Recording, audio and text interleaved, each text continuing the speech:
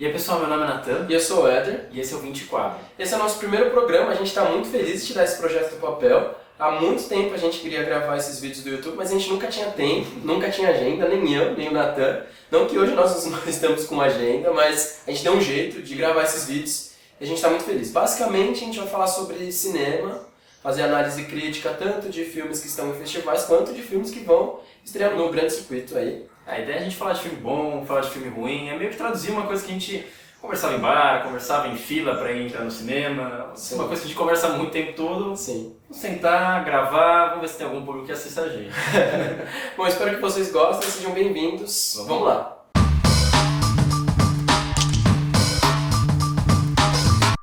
Bom, e não é à toa que a gente escolheu essa semana para começar a gravar. Aqui em São Paulo essa semana e na semana que vem em BH, tá rolando o Festival Indie, que é meio que um esquenta para a Mostra Internacional de São Paulo, que acontece no final de outubro, meado de novembro, e traz uma safra assim, de filmes que vem desde o começo do ano em festivais como Cannes, Berlim, Locarno, Roterdã. Então a gente tem aqui 15 países, 44 filmes, né? E outra coisa muito legal do Indie é a retrospectiva que ele faz dos diretores. Esse ano é do Felipe Garrel. Talvez vocês conheçam melhor pelo filho dele, né? O Luiz Garrel, que é uma estrela lá na França. Sim, ele já homenageou Eugene Green, a Naomi Kawase, Belatar, Kiyoshi Kurosawa, que é um filme que vai passar no Indie desse ano também, que a gente vai fazer uma análise. Hong Sang-soo, que é do filme de hoje, que foi o filme de abertura do Indie. E também tem os grandes clássicos, que são exibidos em 35mm, numa sala incrível, que é do Cine Sesc, que o Indie ele acontece no Cine Sesc e no Itaú aqui em São Paulo.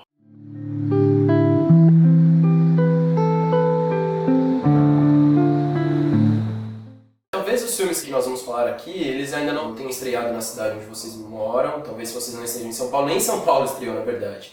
O legal desse festival é que ele traz esses filmes inéditos, que eles vão demorar um pouco para entrar no circuito. Muitas vezes eles entram em circuito um pouco reduzido, mas para você que está começando a conhecer cinema agora, acho que são filmes bem legais, assim, para você entender melhor um cinema que foge um pouco do mainstream. Sim, e nesse primeiro programa a gente vai falar do filme de abertura do Indie Festival, que foi Na Praia à Noite Sozinha, do diretor Hong Sang-soo. Eu, particularmente, é um diretor que eu amo muito, não sei se o Natan gosta tanto quanto eu gosto. Sul-coreano. Ele é um diretor sul-coreano, já dirigiu 25 filmes, já ganhou uma série de prêmios em diversos festivais pelo mundo, já trabalhou com atrizes de peso, como a Isabelle Huppert.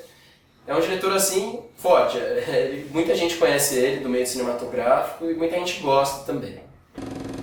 Bom, Na Praia à Noite Sozinha conta a história de Yeon-hee, que é uma atriz famosa lá na Coreia do Sul, que tem um caso extraconjugal com um diretor também famoso. O filme é engraçado que ele tem até uns traços meio autobiográficos, porque a Min-hee, que protagoniza, ela tem na vida real um caso com o Hong Sang-soo, que é o diretor do filme. Inclusive, é um caso assim absurdo, porque a mídia caiu em cima martelando, a esposa não aceitou o pedido de divórcio do marido, então é um caso assim cabuloso. Se você entrar na internet, você consegue ter acesso às conversas.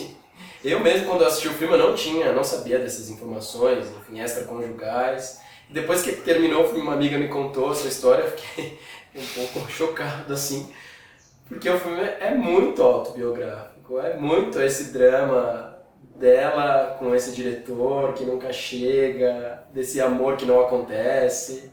Então, pra mim, foi incrível, assim, eu acho que ele teve coragem de fazer esse filme, foi corajoso de fazer. E é muito interessante que ele pega e conta essa história a partir do ponto de vista dela, né? Tem uma certa questão de alteridade, é claro que a gente vai cair no fato de que ele é o diretor, então mesmo que seja um conto dela, está imbuído dos pontos de vista dele, mas é interessante ele tentar fazer esse exercício de pensar como seria do lado dela, né? Como ela sofreria todo esse assédio, né? Sim.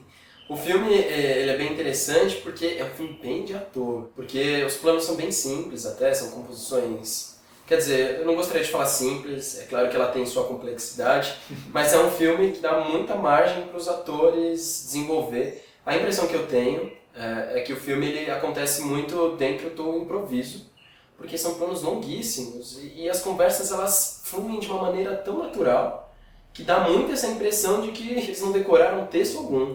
É muito interessante que você observar esses planos, a gente capturar detalhes dos próprios fundos, assim. Então, às vezes tem dois personagens que estão conversando aqui no canto, mas você vê uma mulher que é namorada de uma outra e ela está reagindo de uma forma meio estranha, meio incomodada, e só aquela reação te coloca no filme como se você fosse mais um daqueles personagens sentados à mesa, assim. Sim, uma característica muito forte do cinema do Hong Sang-soo é que muita coisa acontece em volta de uma mesa repleta de comida e de bebida. E esses planos que são longos, eles começam de um ponto e terminam em outro totalmente inusitados que você nem imaginaria que a história tomaria esse desfecho, né?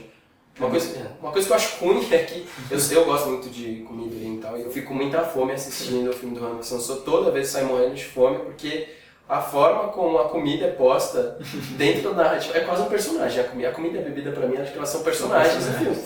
Porque elas modificam a reação do personagem. Exatamente. Elas são um motor muito forte para que ações inusitadas aconteçam. Exatamente. Então, é incrível. Não só isso também, um outro ato simples, mas que é muito importante, é o ato de fumar. Porque os personagens, eles estão numa mesa comendo e eles saem de campo, vão fumar.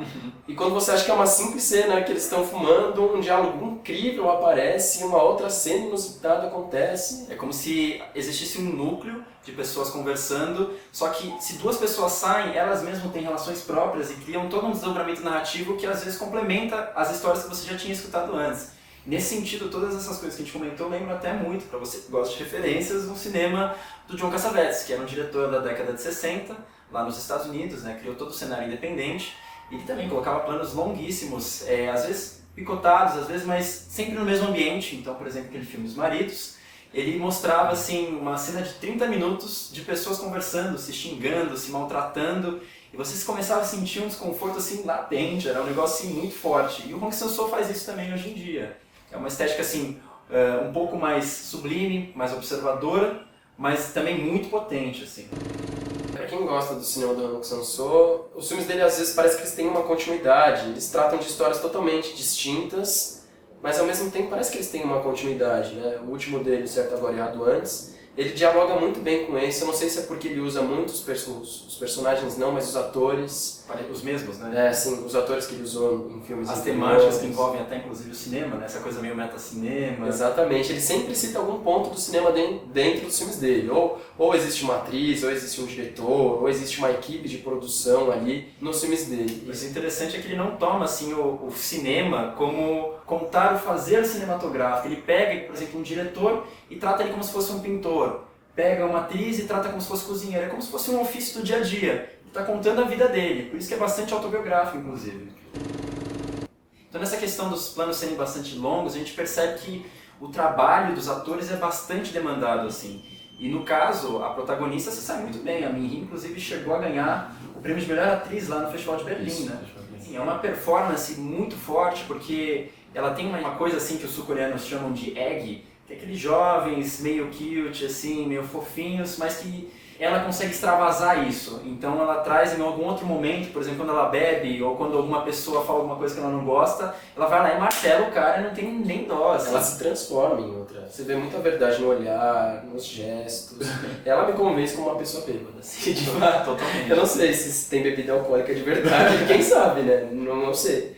Mas essa relação de fluência entre os diálogos, acho que muito se dá por ele trabalhar com esses atores em mais de um filme. Ele já tem uma relação muito boa. E já em entrevistas anteriores, o Hong Sang-soo ele fala mesmo que ele gosta de deixar o filme fluir. É uma dinâmica bem diferente de filmes, sei lá, de Hollywood que você pega.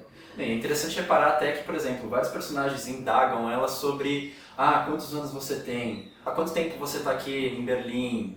E é muito interessante que não só ela tenta fugir dessas respostas, como você vê toda uma camada assim na interpretação dela, que não é uma coisa assim que ela simplesmente não quer contar. É como se ela escondesse um pedaço do passado, até mesmo por conta dessa relação meio proibida que ela tem com o diretor, e ela externaliza tudo isso nas próprias feições, então é uma atuação muito complexa mesmo. A atuação do Hong Sang-soo não é todo mundo que gosta também, eu gosto muito, mas não é todo mundo que gosta, por se tratar às vezes de um filme mais arrastado, com planos mais longos, às vezes uns diálogos mais existencialistas. Um diálogo pesado, assim, porque a câmera fica muito tempo parada, como a gente comentou. Inclusive, muitas pessoas comparam ele como se fosse um Woody Allen oriental, tanto pelo fato de ele fazer muitos filmes, como pela ideia de eles colocarem diálogos sempre muito rápidos, ágeis, pessoas uma jogando-se contra a outra.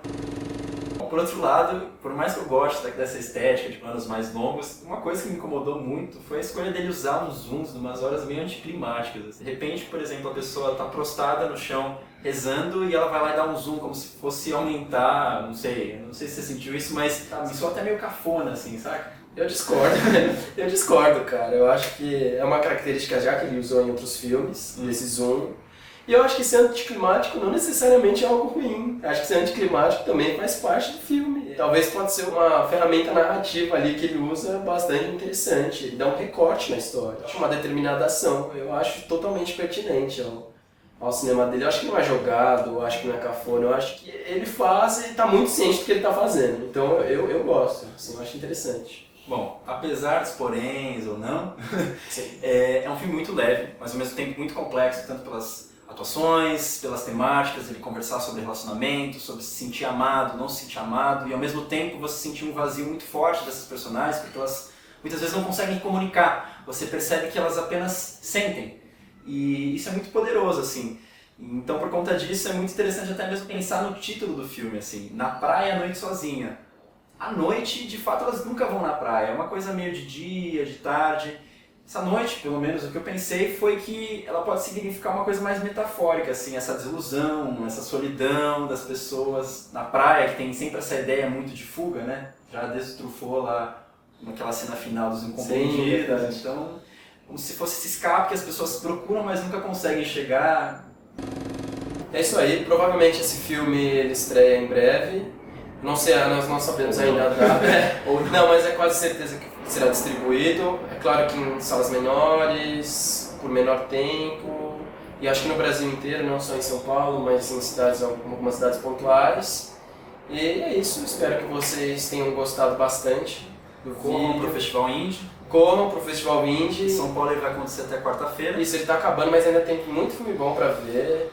Inclusive os clássicos, não percam os clássicos, porque depois é super difícil de conseguir ver eles em outro lugar. Homem, Mulholland Drive, sim, massa, por favor, assim, é lindo ver na telona. Então não percam e muito obrigado, gente. Até a próxima. Canal. Valeu, falou, até mais, tchau.